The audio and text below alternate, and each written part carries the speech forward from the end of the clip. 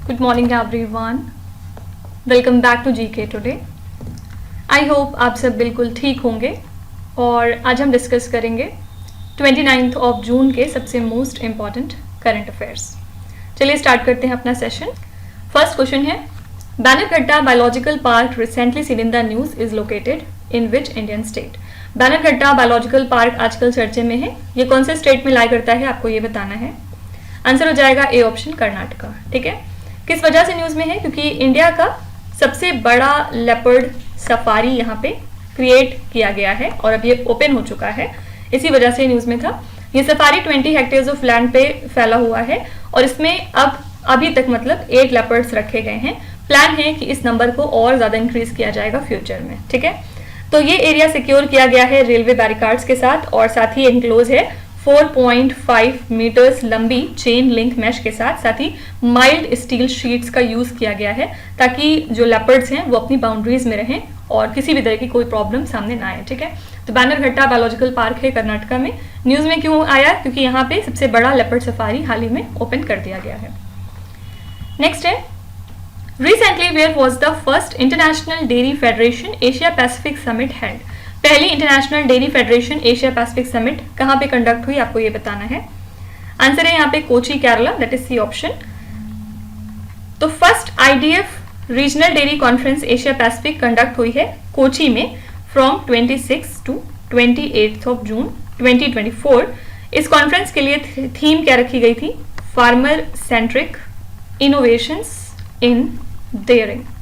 ठीक है, ये पूरी इसकी थीम रखी गई। इसको ऑर्गेनाइज किया था इंडियन नेशनल कमिटी ने of the International dairy Federation. इसमें की फिगर्स कौन कौन से थे? Like animal husbandry and dairying के जो सेक्रेटरी हैं हमारे और एनडीडीबी के सेक्रेटरी भी यहाँ पे मौजूद थे। लीडर्स और एक्सपर्ट्स ने यहाँ पे एड्रेस किया ग्लोबल डेयरी सेक्टर इश्यूज को और इस इवेंट में फीचर किए गए 22 एग्जीबिशन पैविलियंस और 17 स्टार्टअप्स जिनसे कि शोकेस हुआ इनका dairy farm problems, processing equipment और रिलेटेड टेक्नोलॉजीज। ठीक है, तो यहाँ पे बस वेन्यू याद रखने की जरूरत है कि पहला international dairy federation Asia Pacific summit कहाँ पे कंडक्ट किया गया। आंसर है Kochi Kerala. Which day is observed as Micro, Small and Medium Enterprises Day means MSME Day every year? तो 2017 से हम लगातार 27 ऑफ जून को सेलिब्रेट कर रहे हैं MSME Day। क्यों? क्योंकि इसका एक खास रोल है हमारे जो सोसाइटी है उसके इकोनॉमिक डेवलपमेंट और एम्प्लॉयमेंट में, इसी चीज को हम एक्नॉलेज करते हैं इस दिन। और एमएसएमई क्योंकि अकाउंट करते हैं for 90% of the businesses, 60 to 70% of employment and 50% of GDP globally. ठीक है, तो यूनाइटेड नेशंस जनरल असेंबली ने एस्टैब्लिश किया था एमएसएमई डे को कब? 6 अप्रैल 2017 को। इस साल के लिए अगर हम थीम की बात करेंगे तो हमने थीम रखी है MSMEs and the sustainable development goal. ठीक है, तो थीम फोकस कर रहा है कि किस तरह से हम सस्टेनेबल डेवलपमेंट गोल्स को अचीव करें बाय द एंड ऑफ 2030। तो दो बातें याद रखिएगा, एमएसएमई डे हम हर साल ऑब्जर्व करते हैं 27 ऑफ जून को। इस साल के लिए हमने थीम रखी है MSMEs and the sustainable development goal. Next है, recently the India's first Chadwick House Navigating Audit Heritage Museum has been inaugurated at which place? India का पहला चैडविक हाउस म्यूजियम कहाँ पे इनॉग्रेट हो चुका है आपको ये बताना है।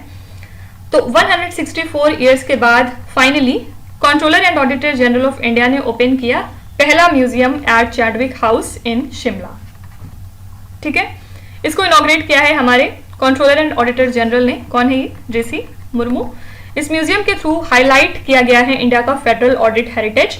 चैडविक हाउस वो जगह है जहां पे महात्मा गांधी स्टे किए थे ड्यूरिंग द 1946 कैबिनेट मिशन और इसमें फर्स्ट ट्रेनिंग स्कूल भी मौजूद है for Indian audit and account service professionals in the 1950। तो यहाँ पे बस सिंपली याद रखिएगा, इंडिया का पहला Chadwick house navigating audit heritage museum inaugurate हो चुका है शिमला में। ओके, नेक्स्ट है, Recently, which country has become the 100th full member to join the International Solar Alliance? कौन सी कंट्री है जो 100th full member बन चुकी है to join International Solar Alliance? यहाँ पे आंसर है ए ऑप्शन पैराग्वे।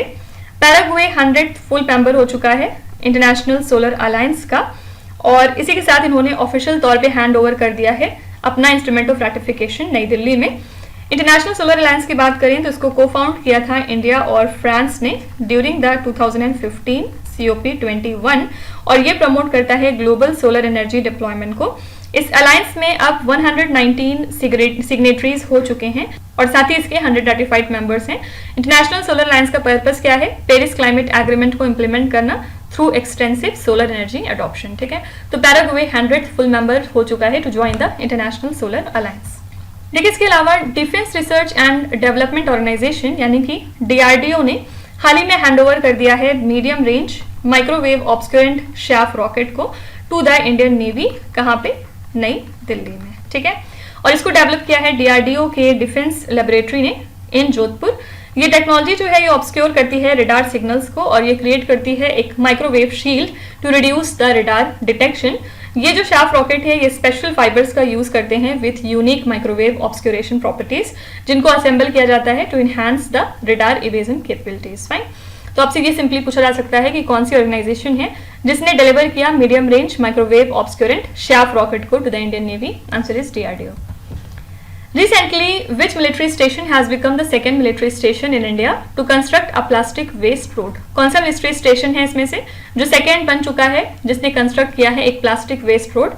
आंसर है C option, Jaipur military station. ठीक है, ये सेकेंड मिलिट्री स्टेशन है इंडिया का जिसने की एक रोड बनाई है प्लास्टिक वेस्ट का यूज करके और हाल ही में ये इनॉग्रेट हो चुकी है। 100 मीटर की ये रोड है और इसी के साथ इसने फॉलो किया फर्स्ट प्लास्टिक रोड को जो कि बनी थी नारंगी मिलिट्री स्टेशन में।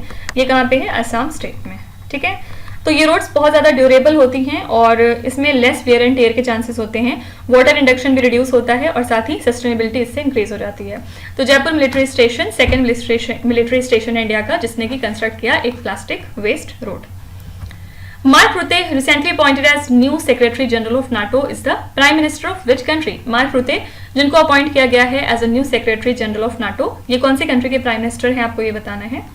Mark Rutte basically prime minister हैं नीदरलैंड्स के और इनको अपॉइंट किया गया है as the next secretary general of NATO और ये अप्रूव कर दिया है नाटो के 32 मेंबर कंट्रीज ने। कब किया है? 26 जून को। कहाँ पे? ब्रुसेल्स में। ठीक है, इसी के साथ ये किसको सक्सीड कर रहे हैं? तो your answer is Jens Stoltenberg. ठीक है, कब सक्सीड करेंगे? 1 अक्टूबर 2024 से ऑनवर्ड्स। ठीक है, तो ये सोल कैंडिडेट थे इसके लिए और इनको इलेक्ट किया गया to lead the western military alliance after serving as Dutch prime minister since 2010। ठीक है, तो मार्क रूटे अब अपॉइंट हुए हैं as the new secretary general of NATO. याद रखिएगा ये प्राइम मिनिस्टर हैं नीदरलैंड्स के। Kalibr cruise missile recently seen in the news was developed by which country? Kalibr cruise missile को किस कंट्री ने डेवलप किया आपको ये बताना है। आंसर हो जाएगा डी ऑप्शन, रशिया। रशिया की जो ब्लैक सी फ्लीट है इन्होंने लॉन्च किया है कैलिबर क्रूज मिसाइल्स को जिससे कि इन्होंने टारगेट करने की कोशिश की है यूक्रेनियन इंफ्रास्ट्रक्चर को। ठीक है, तो कैलिबर मिसाइल्स डेवलप की हैं रशिया ने और इनको आप लॉन्च कर सकते हैं डिफरेंट प्लेटफॉर्म्स का यूज करके और ये सर्व करती हैं as anti ship, anti submarine and land attack roles. ये साइजेस में वैरी करते हैं और इनकी रेंज भी डिफरेंट है, जैसे कि 1300 kg से लेके 2300 kg तक की इनकी साइज होती है और रेंज इसकी है 200 से लेके 2500 किलोमीटर्स तक। ठीक है, तो ये एडवांस्ड गाइडेंस सिस्टम को फीचर करते हैं और इसमें हाई एक्सप्लोसिव वॉरहेड्स मौजूद हैं। Kalibr missiles can accelerate themselves to supersonic speed जिससे कि ये डिफेंसेस को इवेट कर सके इन द टर्मिनल फेज। ठीक है, तो कैलिबर क्रूज मिसाइल किस कंट्री की है आपको बस ये याद रखना है, आंसर है रशिया। नेक्स्ट है recently which country has signed an $18 million memorandum of understanding with the ISRO's commercial arm New Space India Limited? कौन सी कंट्री है जिसने इतने अमाउंट का एक MOU साइन किया है इसरो के commercial arm new space India limited के साथ? आंसर है ए ऑप्शन, ऑस्ट्रेलिया। ठीक है, तो ऑस्ट्रेलियन गवर्नमेंट के साथ इन्होंने ये MOU साइन किया है और याद रखिएगा NSIL इसरो की कमर्शियल आर्म है और ये जो कोलैबोरेशन हुआ है ये पार्ट है स्पेस मैत्री मिशन का। ठीक है, तो ये जो इनिशिएटिव है इससे स्ट्रेंथन होता है bilateral ties in terms of space exploration. Focus यहाँ पे क्या है? डेब्रिस मैनेजमेंट एंड सस्टेनेबिलिटी और इसके थ्रू ये लॉन्च करेंगे ऑस्ट्रेलिया के स्पेस मशीन कंपनी का ऑप्टिमस स्पेसक्राफ्ट। कब करेंगे? 2026 में इसरो के SSLV पे। ठीक है, तो ये एक सिग्निफिकेंट कोलैबोरेशन साबित होगा स्पेस टेक्नोलॉजी में और इसी के साथ रिस्पॉन्सिबल होगा स्पेस ऑपरेशंस के लिए बिटवीन इंडिया एंड ऑस्ट्रेलिया। ठीक है, तो ये MOU साइन किया है ऑस्ट्रेलिया ने with New Space India Limited. Which organization recently released the World Drug Report 2024? ये किसने रिलीज की है? आंसर हो जाएगा United Nations office on drugs and crime. ठीक है, कब रिलीज की है? On the occasion of world drug day, जो कि हम 26 जून को ऑब्जर्व करते हैं। पर्पज यहाँ पे क्या है? जो भी ड्रग अब्यूज है उनको कॉम्बैट करना और ट्रैफिकिंग को कॉम्बैट करना ग्लोबल लेवल पे। इस रिपोर्ट के थ्रू हाईलाइट होता है इलिसिट ड्रग यूज में राइज, जहां पे हमें ये पता चला कि 292 मिलियन यूजर्स अब तक ड्रग के मौजूद हैं वर्ल्ड वाइड बाय 2022 की रिपोर्ट के हिसाब से 292 मिलियन यूजर्स थे ड्रग के। और कैनबिस अभी भी मोस्ट अब्यूज्ड ड्रग है and it is followed by opioids and others. ठीक है, तो यहाँ पे वर्ल्ड ड्रग रिपोर्ट किसने जारी करी? आंसर है United Nations office on drugs and crime.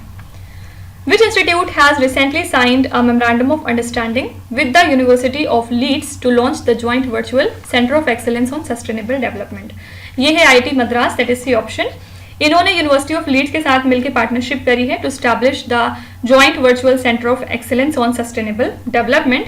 इस MOU का पर्पस क्या है? Impactful research and innovation foster करना towards achieving sustainable development goals. ठीक है, ये कोलैबोरेशन जो है ये इनहांस करेगा एकेडमिक एक्सचेंज में through joint projects, courses and conferences. इससे एक नेटवर्क क्रिएट होगा हाई क्वालिटी स्टाफ का to drive the sustainable solutions globally. और यहाँ पे बस ये याद रखना है हमें कि IIT मद्रास ने ये MOU साइन किया with the University of Leeds to launch the joint virtual centre of excellence on sustainable development. एक और यहाँ पे इंस्टीट्यूट की बात करते हैं, जो Indian Institute of science Bengaluru है। यहाँ के जो रिसर्चर्स हैं इन्होंने हाल ही में डेवलप किया है 3D हाइड्रोजेल कल्चर सिस्टम। ठीक है, और इससे होगा क्या? ये इनोवेशन प्रिसाइज ट्रैकिंग को अलाउ करेगा, साथ ही जो ट्यूबरक्यूलोसिस के बैक्टीरिया इन्फेक्शन होते हैं उनको स्टडी कर सकेगा लंग सेल्स के अंदर। तो ये सिस्टम सर्व करेगा एज रोबस्ट प्लेटफॉर्म, जिससे कि आप TB की जो इफेक्टिवनेस है उसकी टेस्टिंग को एग्जामिन कर सकते हैं। ठीक है, तो आपसे हो सकता है पूछा जाए कि कौन सा इंस्टीट्यूट है जिन्होंने हाल ही में डिजाइन किया है एक novel 3D hydrogel culture system to study the TB infection and treatment. Answer is IISC, that is Indian Institute of Science. Okay, next है recently who has been appointed as the new president of the Professional Golf Tour of India? Professional Golf Tour of India के नए president कौन बन गए हैं? Answer है यहाँ पे वेरी फेमस कपिल देव, जो कि रिनाउंड इंडियन क्रिकेटर रह चुके हैं और अब ये बन गए हैं new president professional golf tour of India के। इन्होंने किसको सक्सीड किया है? तो इन्होंने सक्सीड किया H श्रीनिवासन को। और कपिल देव की बात करें तो ये कैप्टन रह चुके हैं इंडिया की 1983 cricket world cup winning team के, और ये सर्व कर चुके हैं as vice president and member of PGTI's governing body. ठीक है, इनको हम एक बहुत प्यारा टाइटल क्या देते हैं? हरियाणा हरिकेन। ठीक है, इन्होंने बहुत इंपॉर्टेंट रोल प्ले किया है प्रोफेशनल गोल्फ को प्रमोट करने में इंडिया के अंदर सिंस PGTI's इंसेप्शन इन 2006, जहां पे इन्होंने डिफरेंट टूर्नामेंट्स को ऑर्गेनाइज किया था नेशन वाइड। ठीक है, तो कपिल देव अपॉइंट हो चुके हैं as the new president of professional golf tour of India. देखिए, इसके अलावा इंडियन आर्मी ने हाल ही में कंस्ट्रक्ट किया 150 फुट का सस्पेंशन ब्रिज, कहाँ पे? नॉर्दर्न सिक्किम में, विद इन सिर्फ 48 आवर्स, जिससे कि कनेक्टिविटी को रिस्टोर किया जा सके टू द बॉर्डर विलेजेस जो कि अफेक्टेड हुए by heavy rains and landslide. ठीक है, तो ये जो इनिशिएटिव था इसका पर्पस क्या था? लोकल्स को हेल्प करना। और सस्पेंशन ब्रिज बेसिकली रोडवेज को फीचर करता है जो कि सस्पेंडेड होते हैं फ्रॉम द केबल्स और उनको सिक्योर तरीके से एंकर किया हुआ होता है। ठीक है, तो ये क्रूशियल इंफ्रास्ट्रक्चर प्रोवाइड करते हैं amidst the challenging terrain and adverse weather condition.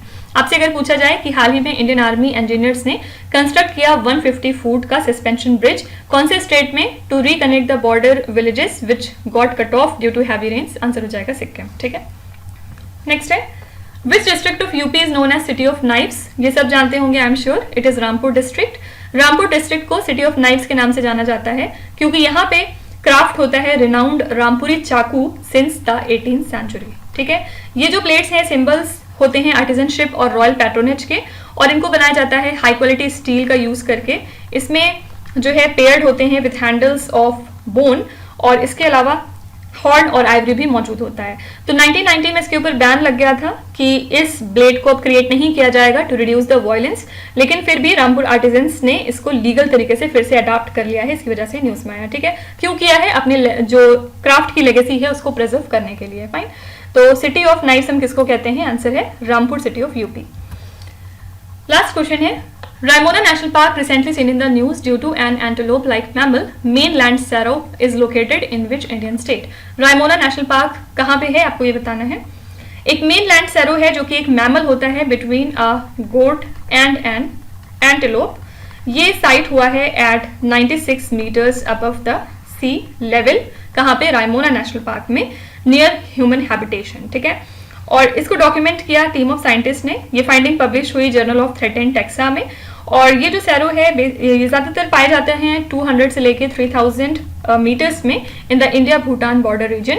ये हाईलाइट करता है बायोडाइवर्सिटी कंजर्वेशन एफर्ट्स को इन दिस पार्क, और प्रीवियसली बहुत ज़्यादा ये इफेक्टेड थे बाय पोचिंग एंड लॉगिंग, ठीक है। तो रायमोना नेशनल पार्क की लोकेशन क्या है? आंसर है सी ऑप्शन, असम। तो इसी के साथ हमने आज के सभी इंपॉर्टेंट करंट अफेयर्स कवर कर लिए। आई होप कि आपने सेशन को काफ़ी एंजॉय किया होगा और डेफिनेटली आप काफ़ी कुछ नया सीख के ही जा रहे होंगे। चलिए फिर आपके क्विज पे चलते हैं। यहाँ पे 5 क्वेश्चंस दिए गए हैं स्क्रीन पे, आपको वीडियो को पॉज करना है, हर क्वेश्चन को ध्यान से पढ़ना है और इसमें से आपको जितने भी आते हैं आप उनका जवाब कमेंट्स में मेंशन कर सकते हैं। और जो नहीं आते उसके लिए बिल्कुल भी परेशान होने की ज़रूरत नहीं है। विच टाइम डेफिनेटली आपका स्कोर जो है वो इम्प्रूव करेगा, बस आपको हमारे साथ कंसिस्टेंट और परसिस्टेंट रहने की ज़रूरत है। So that's it for today. I hope you have like the session. आज का सेशन आपको कैसा लगा आप ज़रूर बताइएगा कमेंट्स में। साथ ही साथ आपका कोई भी रिव्यू है, फीडबैक है या फिर सजेशन है तो वो भी आप हमें बता सकते हैं। हमें जानकर खुशी होगी और हम पूरी कोशिश करेंगे उसको इम्प्लीमेंट करने की। तो कल फिर हम मिलेंगे सेम टाइम सेम जगह कल के करंट अफेयर्स के साथ। Till then stay tuned. Thank you so much for watching and please do not forget to subscribe to GK Today. With this, Meenuzat Sana signing off.